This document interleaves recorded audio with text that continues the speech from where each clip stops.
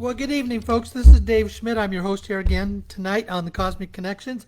I realized I had my speakers set up just a little bit different than what I wanted to, but I fixed that now, okay? But all is well here, and this is the October 18th program, and it's nice to be back. I was in Sedona the last 2 weeks, and you've heard me say that I'm going to be moving back to Sedona, but that's not going to be happening until right after the first of the year. So I still have another about 2.5 months that I'm still going to be here in Texas, and I was hoping to move sooner, but the penalty that I would have to pay in my apartment here in Texas is just way too strong if I break the lease.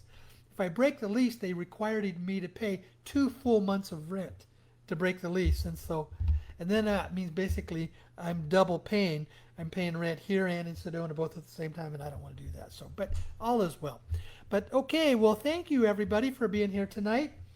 Uh, Tonight's program, what I mentioned just briefly in the newsletter was I want to read some statements that have come out of Ben Fulford. Now, I have shared very, very frequently, folks, that there's a world of difference between what is reported in mainstream media and what comes from good alternate sources.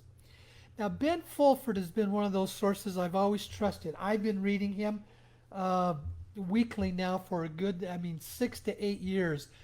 And he is a source that the CIA, the M16 in Great Britain, and other intelligence agencies like that, they trust him and they give him inside intelligence information that doesn't come from hardly anybody else. Now, periodically, when Ben reports, some of the stuff doesn't happen, or sometimes it finds out it wasn't correct. What I know about Ben Fulford is he's a faithful reporter. He reports what he is told or what he discovers. Now, also, he kind of alluded to this once that periodically his sources may give him false information. He reports it knowing that the black hats are listening to him, and the sources of the information, they want to see how the black hats are going to react to the information that Ben reports, even if it's false, but the black hats don't know that. So it becomes a form of a counterintelligence operation sometimes. I don't know when. He doesn't talk about that very much, but that's kind of the scoop of what's there. So, but here's what he is saying. What's happening in the Middle East with the Hamas and Gaza and Israel, it's basically a complete fake report of what we're getting coming through the mainstream media. Now, those that we call the black hats, the cabal, they are referred to as also the Khazarian Mafia. Now, Cliff High, maybe a good 8 to 10 months ago, did over a half-hour program on the history of the Khazarian Mafia.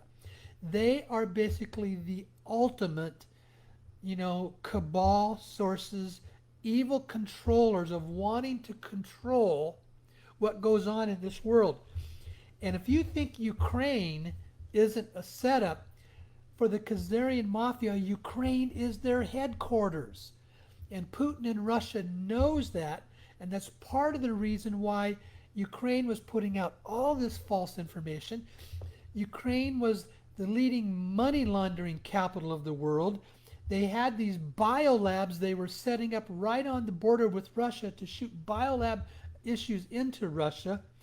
They are one of the leading countries of what is called childhood slavery for pedophilia activities using children. And then they take the children, they kill them, and they drink their blood.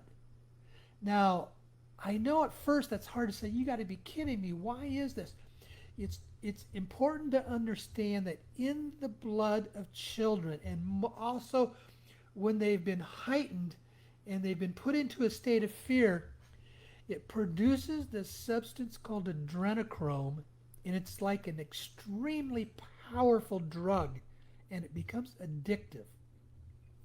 And there's reports, inside intel reports, that a lot of what professional actors or leading what you call cabal activity people, they do this on a regular basis. And that's why you see a lot of this children's sacrifice going on to be able to drain their blood from them. And they drink that because of the powerful adrenochrome that's in the blood.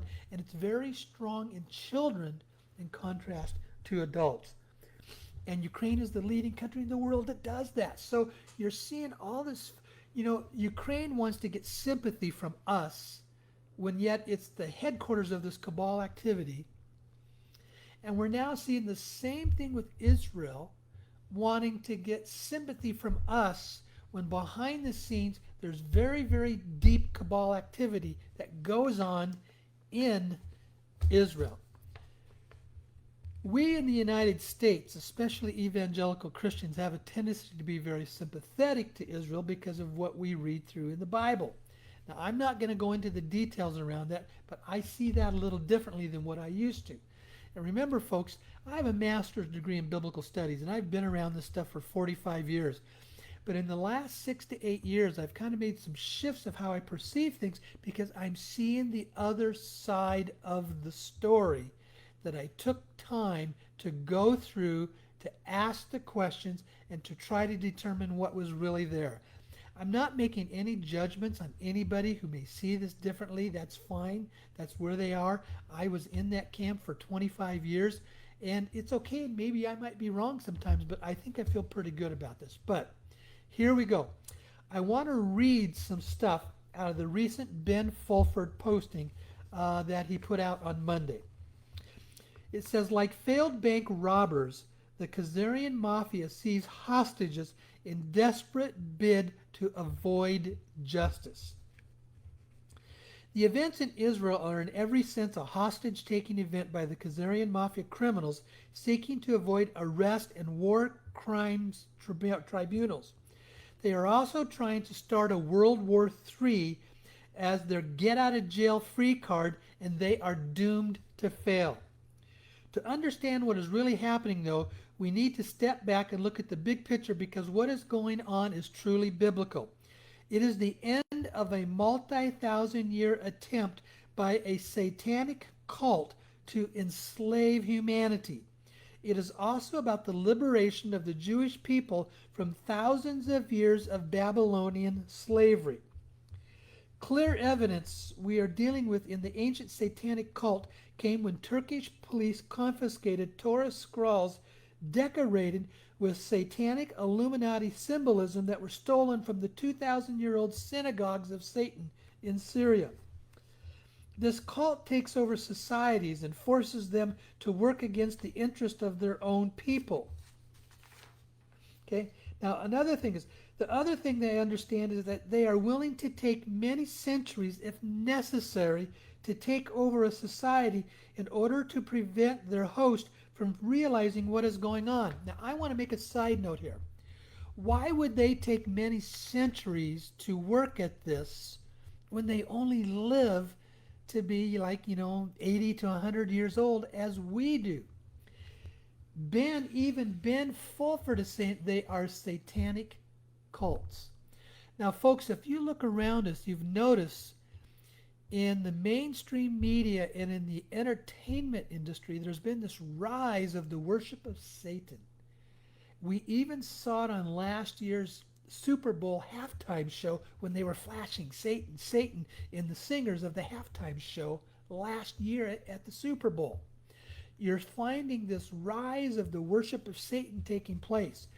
So you have to come back to, I know biblically we have this justification that Satan is this evil, this personification of evil. And in many ways there's really deep truth to that. But who is the satanic figure? It's in the last 4 and 5 years when I've been doing a lot of study around the history of the Anunnaki. And the real asshole of the earth, his name is Marduk, the son of Enki. Marduk considers himself the king of the earth and the controller of the earth. And here's what's interesting. When you go back into the ancient Sumerian records and the stuff that was coming out of ancient Babylon, and even the Sumerian tablets that they're discovering today, you see these pictures of who they call Satan. And it's the human body with the goat head and the horns. And you want to know who that is? Folks, that's Marduk. When you see the pictures of Marduk, it's the same exact thing. Marduk of the Anunnaki is the Satan. And he, remember, is extremely highly advanced. Their technology is far beyond ours. He calls himself the king of the earth, and he is the Satan. And what we're finding is these governments are basically his minions to basically control this world. So what we're seeing, that because the Anunnaki, like Marduk, can live to be over 300,000 years old. And my inside intelligence tells me Marduk is still around today. He's still alive. But he hides himself, and they predominantly live underground because they have troubles with our Earth atmosphere and the sun. It's hard on their bodies. So they don't come out and expose themselves, but he still has the ability to have power and control over these leaders. And that's why we see so much chaos in our governments. That's why we see so much crime that goes on that's headed up by that, because he is the satanic head, and those we call the Cabal, the Khazarian Mafia, are basically his minions, okay? So that's why they can take centuries to do this. Now let me go on and read, okay, I'm going to read that last paragraph again. It says, the other thing to understand is they're willing to take many centuries if necessary to take over a society in order to prevent their host from realizing what is going on. The recent pandemic and vaccine crimes, for example, were planned for more than a century in advance. It started with the Rockefellers taking over the medical associations back in the 19th century. There was also a report describing the planned pandemic by the Rockefeller-controlled World Bank in 1975.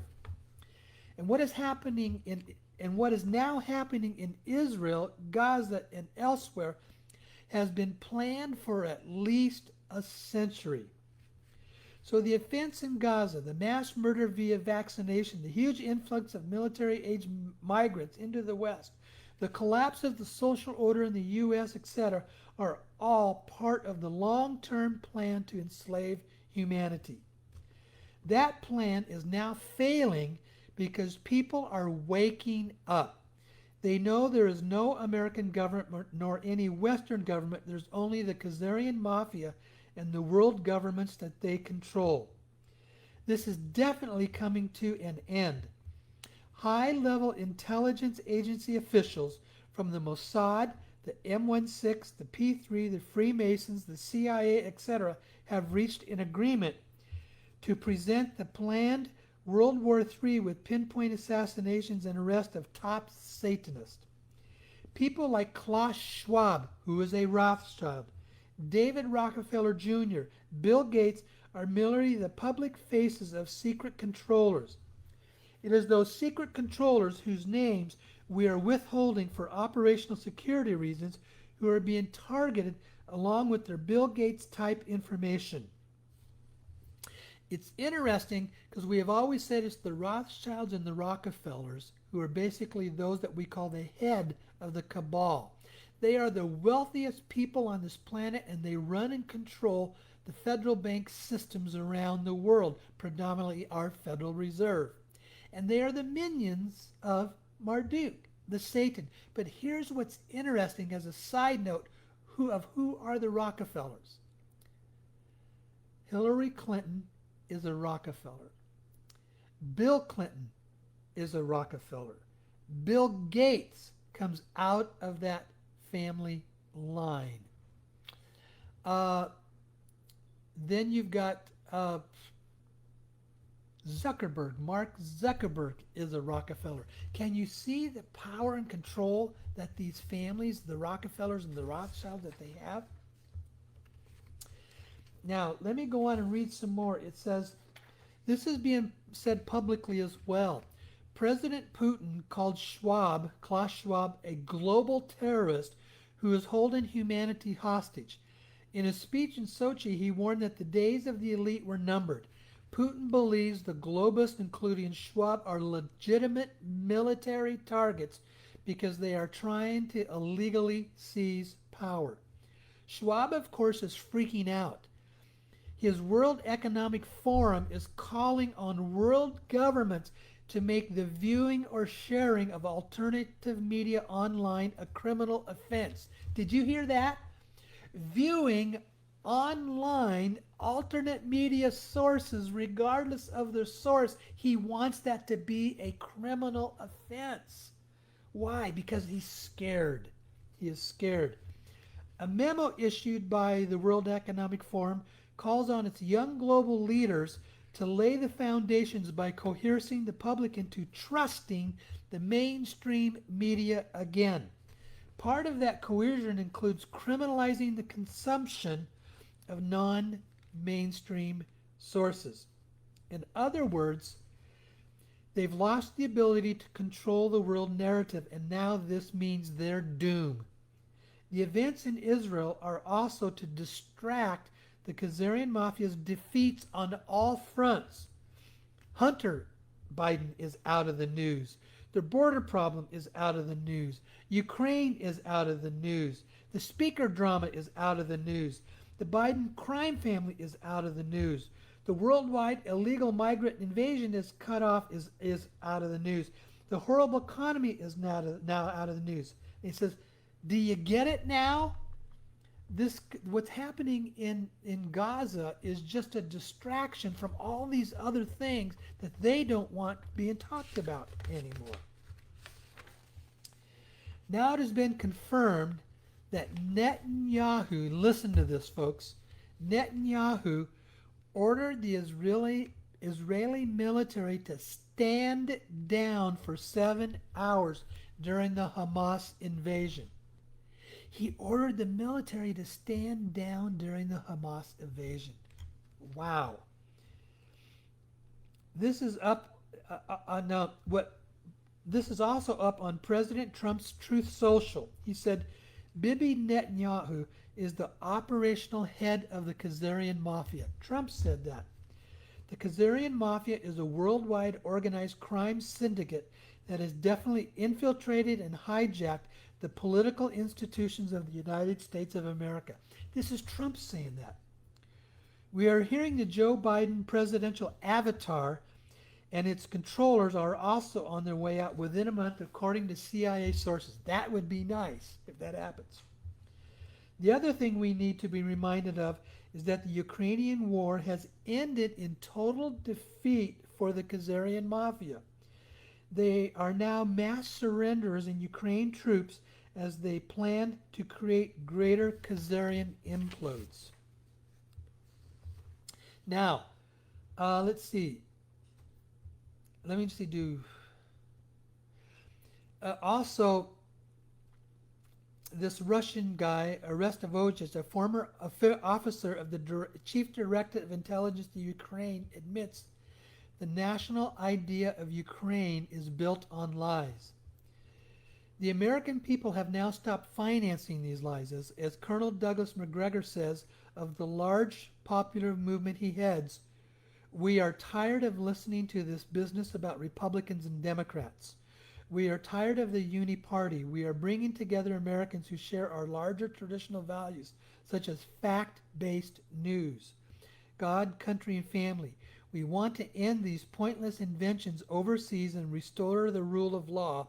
We are indulging criminals, and it is destroying our society. Now he goes on and he says, when it comes to the financial issues, the Khazarian Mafia debt slavery system is crashing. Major U.S. banks are continuing to close branches across the U.S. Bank of America axed 21 branches in the first week of October, 21 in just the first week of October. Wells Fargo shuttered 15, while U.S. Bank and Chase reported closing 9 and 3 respectively. In total, some 54 locations that either closed or were scheduled to close in just 1 week between October 1st and October 7th. The pharmaceutical industry is also imploding. Only 2% of Americans have taken the new COVID vaccine. Pfizer stock has hit a 10-year low, and it's a good bet that the company will soon cease to exist while its managers are sent to jail for war crimes. Now, of course, the Khazarian Mafia will not go quietly into the night. There are secret armies of hundreds of thousands of military-aged males standing by to wreak havoc in the U.S. and Europe. ISIS has a huge presence in Venezuela, and many Venezuelans crossing the wide-open U.S. border are actually ISIS militants. Now, that's what's basically coming out of the Ben Fulford report. So there's a lot of chaos that is going on out there. Now, I'm going to share with you what came out of a recent report from the Palladians through Barbara Marciniak. That's one of my sources that I trust. They had said that we might, but at the end of this month, at the end of October, we might see the start of another financial downturn that could lead up to similar to what happened in 2008. And they're saying at the end of the year, around the end of December, is when the real crash may come.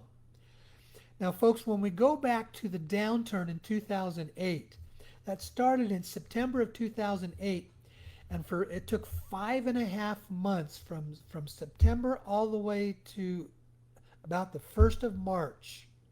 No, October of 2008, if I remember right, to around March. The Dow Industrial Average dropped 53% in 5.5 months. 53% in 5.5 months. I was involved at that time in a real estate investment project. And when that happened, it crashed me and I lost everything that I had. And in the back of my mind, I was recognizing there wasn't hardly anybody on CNBC or the other financial programs talking about this crash coming, the economy imploding. They weren't talking about that hardly at all. And I went back and I started doing my deep research. And that's when I realized those bastards. That was a planned pump and dump. Pump up the debt, pump up the debt, pump up the debt, crash the economy, and millions of people lost scores and scores of millions of dollars, but the Khazarian Mafia people became billionaires. They planned that, to do that.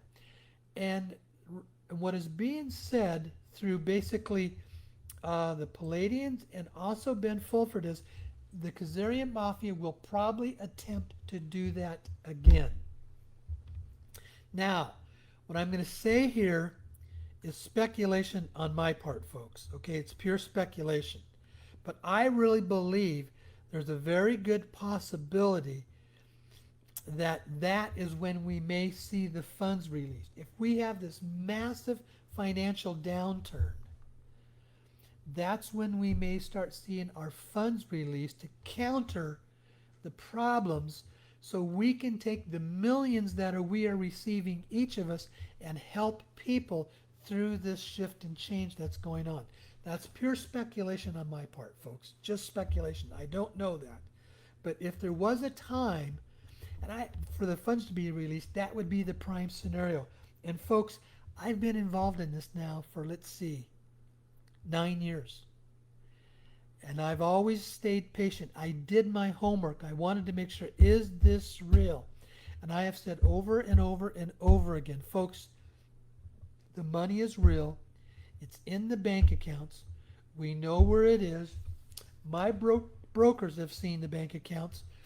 One of my best friends, who is a direct friend with the person who runs the Texas processing office, she's involved in all that. She has seen the bank accounts, and the money is there, and the money is real. That's why I believe in this process, folks. That's why I believe in what I'm doing here, because I've done my homework.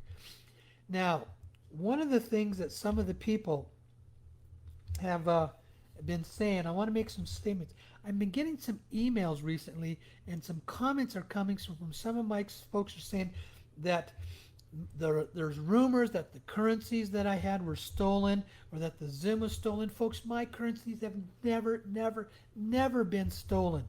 They were misplaced for a short period of time, but they were never stolen. All my currencies have been turned into the brokers, okay, at the Texas Processing Office. So it's all there. Now, others have also saying, why am I using the dong and not the other currencies like the Zim and the dinar? The dinar was vastly overprinted and oversold, and to my understanding, the primary brokers are not taking in any more dinar, okay? Zim was extremely limited about how much they were taking in. And the reason I use the dong is because it is a tradable currency on the open Federal Exchange market. If you're holding dong, you can take it into a bank and you can ask it to be deposited into your bank account just like any other foreign currency. But the Zim and the dinar are not tradable currencies, folks. If you're holding on to physical Zim and if you're holding on to physical dinar, my advice to you is sell it, because you're not going to get anything through me. Now, maybe you might have another private broker somewhere else who's taking it in, but you better make sure that those brokers are authorized by U.S. Treasury and they have contracts with U.S. Treasury, because the only brokers that are going to be able to pay out the funds are those that have authorized contracts by U.S. Treasury. And there's lots of brokers out there. There's lots of talk about these different people that are taking in currencies, and they have no guarantee that they're going to pay you. They don't even know where the money is and how they're going to pay to you. So that's why I use dong, because if something happens and some of this falls apart for some reason we don't know, we can get our currency back, and then I can send it back to you, and then that you can then take that and still get money for it. But Zim and dinar, it's done, folks.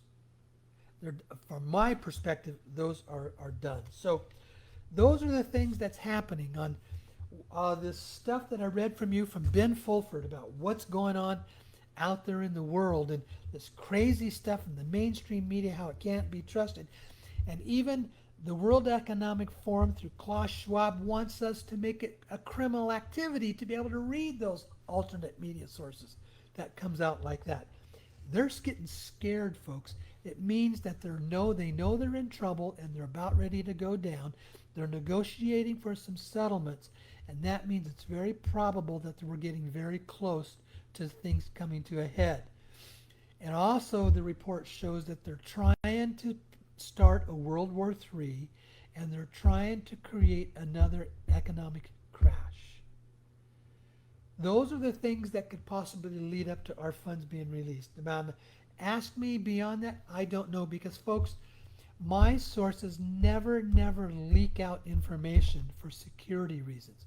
They will never tell us in advance when the funds are going to be released. We don't know when it's going to happen until it happens, and that's for security reasons. Okay? So that's pretty much of everything I wanted to share tonight. I've been going for just almost a half hour.